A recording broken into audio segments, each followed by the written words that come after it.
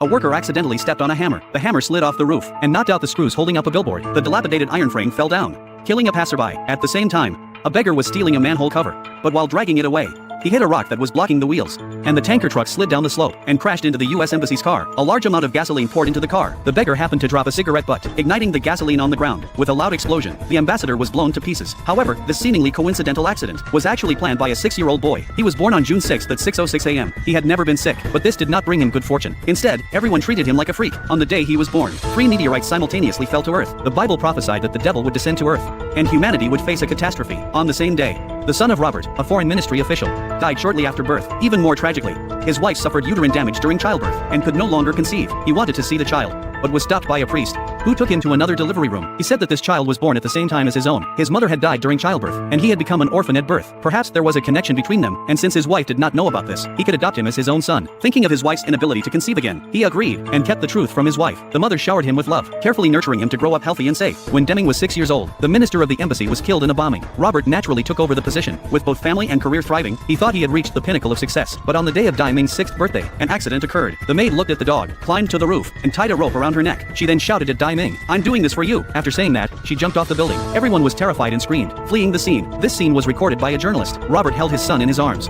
but to his surprise, Dai Ming was not afraid. Instead, he waved at the black dog. This incident made headlines. A priest heard about it and came to visit. The first thing he said to Robert was, "Your son is a demon. He must be killed. Otherwise, more people will die." Robert did not believe the priest and thought he was mentally unstable. But then the priest said he knew that Daming was adopted and that his mother was not human, but a wolf dog. Although he had never told anyone about this, he thought it was too absurd. So he had the security guard kick the priest out. The reporter captured this scene, but when the reporter developed the photos, he noticed a beam of white light on the priest's head. He thought it was overexposure, but it was on all the photos. What was going on?